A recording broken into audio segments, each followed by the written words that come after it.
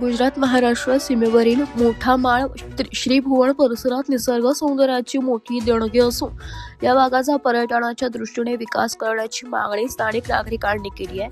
गुजरात राज्यातील सापुतारा पर्यटन स्थळाचा मोठ्या प्रमाणावर विकास करण्यात आलाय. त्याच धर्तीवर महाराष्ट्र हद्दीतील वणीभागाच्या जागेचा योग्य नियोजनातून पर्यटनासाठी विकास केल्यास या परिसरात नवी ओळख मिळू शकते अशी अपेक्षा नागरिकांनी व्यक्त केली आहे. मोठा माळ श्रीभुवन परिसरात नैसर्गिक सौंदर्य, डोंगर रांगा आणि हिरवाई असल्याने पर्यटकांना आकर्षित करण्याची क्षमता आहे. वणीबागाने या परिसराची पाहणी करून पर्यटनाच्या दृष्टीने आवश्यक नियोजन करावे अशी मागणी ग्रामस्थांकडून करण्यात आली आहे. परिसरात पर्यटन स्थळ म्हणून विकास झाल्यास स्थानिक युवकांना रोजगाराच्या नव्या संधी उपलब्ध होऊ शकतात. तसेच हॉटेल, खाद्यपदार्थ, स्थानिक उत्पादने, वाहतूक व इतर पूरक व्यवसायांना चालना मिळून स्थानिक अर्थव्यवस्थेलाही मोठा फायदा होईल. त्यामुळे वन विभाग व संबंधित प्रशासनाने या मागणीची गांभीर्याने दखल घेऊन मोठा माळ त्रिभुवन परिसराच्या पर्यटन विकासासाठी ठोस प्रयत्न करावे अशी मागणी नागरिकांनी केली आहे. यावेळी परिसरातील नागरिक मोठ्या संख्येने उपस्थित होते. अशोक शिवाजी पवार. माझ्या गावाचं नाव श्रीभुवन. खरं म्हणजे सांगायला गेलं तर पूर्वी ह्या ठिकाणी भरपूर काही असं विकसित होण्यासारखं पूर्वीपासून होतं, परंतु सापुतारा या ठिकाणी गुजरात सरकारने पूर्ण डेव्हलपमेंट केली. रस्त्याची असू दे, ते एक पर्यटन स्थळ म्हणून इथं निर्माण झालेले आहे. त्याच्याच शेजारी, त्याच्याच बॉर्डरच्या ह्या बाजूला, डाव्या बाजूला आपले महाराष्ट्राची जी फॉरेस्टची जागा आहे ती बरीचशी पडित आहे.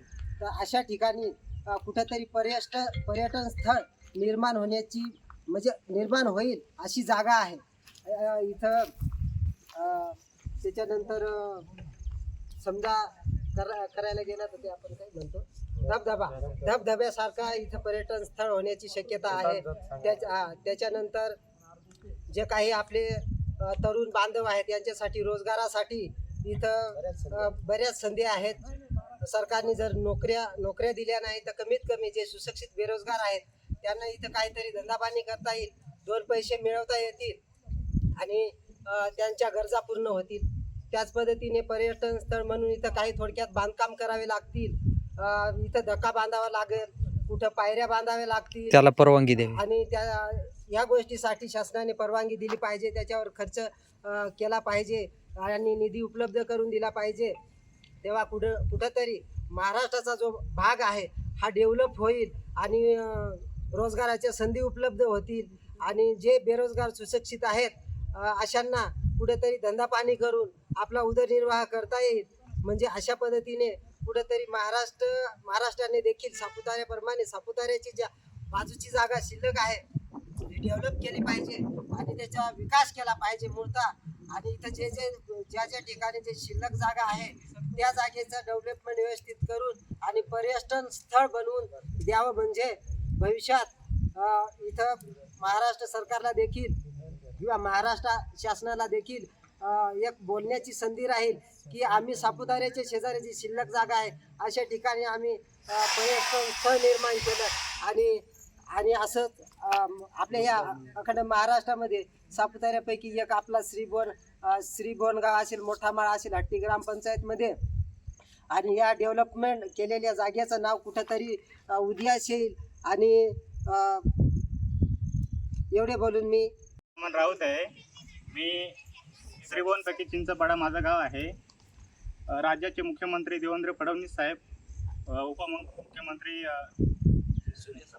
एकनाथ शिंदे साहेब, उपमुख्यमंत्री सुनीता पवार मॅडम, प्लस आपले कळवण विधानसभा प्लस सुरगाणा याचे आमदार नितीन भाऊ पवार साहेब, वन विभागाचे मंत्री गणेश नाईक साहेब. आमची मागणी लोकांची अशी आहे की इथं पर्यटन स्थळ झालं पाहिजे, लोकांना रोजगार उपलब्ध झाला पाहिजे. तुम्ही विधानसभेत हा प्रश्न मांडावा अशी आमची गावकऱ्यांची मागणी आहे. माझी ग्रामपंचायत हट्टी आणि हे आमची जी जागा आहे ग्रामपंचायत हट्टी वन क्षेत्र आहे, तर त्याचं लागून गुजरात राज्य आहे. तर त्यांचा विकास एकदम धडधडीत होऊन गेले. आमची 40-50 वर्ष गेली, अजून काहीच नाही आणि आमच्या पोरांना रोजगार सुद्धा उपलब्ध नाही. तर जेणेकरून सरकारने याच्यावर गंभीर लक्ष द्यावं आणि हा जो आहे ना पर्यटन थोडं का नाही पण पर्यटन इथं विकास करावा आणि आमच्या लोकांना रोजगार मिळेल, पोरांना रोजगार मिळेल, हीच कळकळीची विनंती आहे आमची. नाथ गायकवाड, माझं मूळ गाव श्रीभवन पैकी मोठीचा गावठा. मी जेव्हा आर्मीमध्ये जाण्याच्या अगोदर ह्या सापुतारा ठिकाणी हॉटेलमध्ये 250 रुपये महिन्याने काम करत होतो.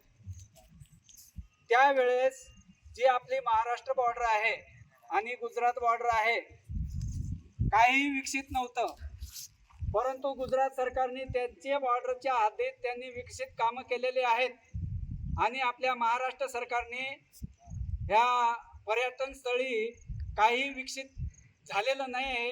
म्हणून आमच्या श्रीभवन एरियातल्या सगळ्या गावकऱ्यांनी फॉरेस्ट डिपार्टमेंटकडे मागणी केलेली आहे. ते पर्यटन स्थळ म्हणून विकसित करावं, हीच आमच्या गावकऱ्यांची प्रमुख मागणी आहे. एस मराठी न्यूजसाठी लक्ष्मण बाबू सुरगाणा.